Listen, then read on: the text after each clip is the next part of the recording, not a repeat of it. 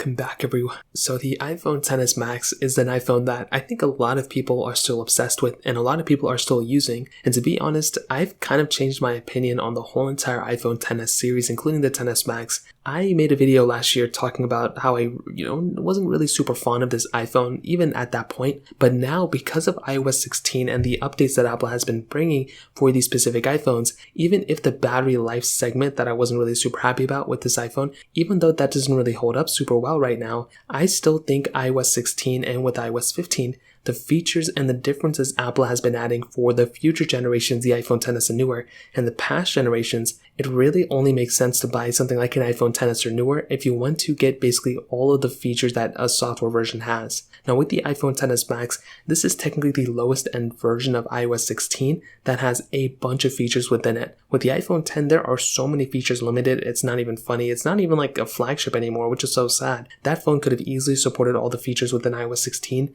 but the iPhone XS Max is pretty much the one phone that has all the features, or at least a majority of the features, that's still relatively cheap for the most part. Now in terms of the body, not much has changed, as most of you know. It's still exactly the same as it was before, which is not a bad thing. 6.5-inch OLED Super Retina OLED display on the front, which looks beautiful. Still the lightning ports, still glass on the back and everything. So there's not really too much to complain about in that standpoint. And I think in that sense, in and of itself, this is still a really good performing phone. When I look at this device and I actually look at the performance and everything that this phone is getting right now, I think that's actually a really good sign of the future of this device. Now internally, we still have that Apple A12 Bionic chip inside of it with 4GB of RAM, which is still the same exact amount of RAM that we have on the iPhone 13s.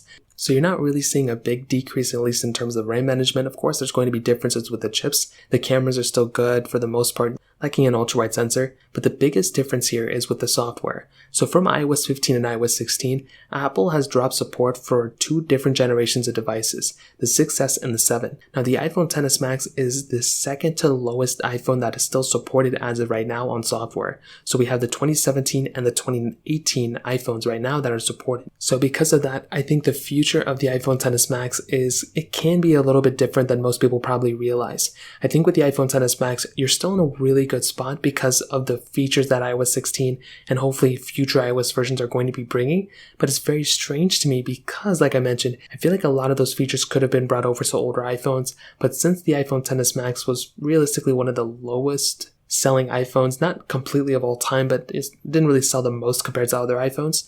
Apple, I think, is doing a smart thing by going through and pretty much, I guess, giving their lowest selling iPhones the most amount of features. That way they can go ahead and keep people to go and upgrade, something like that. I'm not really a huge fan of that, but it makes sense why they're doing it. Now in iOS 16, the iPhone XS Max has been performing fairly well. I haven't really had too many glitches or too many performance, decreases for this specific phone. So I think that's a really big asset for this type of device. However, I will say from a battery standpoint, all my iPhones are pretty much hit. But I have noticed that the A12 Bionic chip devices are seeing a little bit of a difference, at least a bigger difference in my opinion, from the battery life standpoint. I feel like the battery life isn't really as great on these iPhones than they were on something like the iPhone XS Max on iOS 15. So iOS 16 still has a long ways to go. I think it's going to get better and better throughout time. But it is very strange to me that Apple cut out the lower two-end iPhones, the iPhone 6S and 7, and now the iPhone XS Max is kind of in that iPhone 7 standpoint. Is it going to be getting iOS 17? I'm sure it is.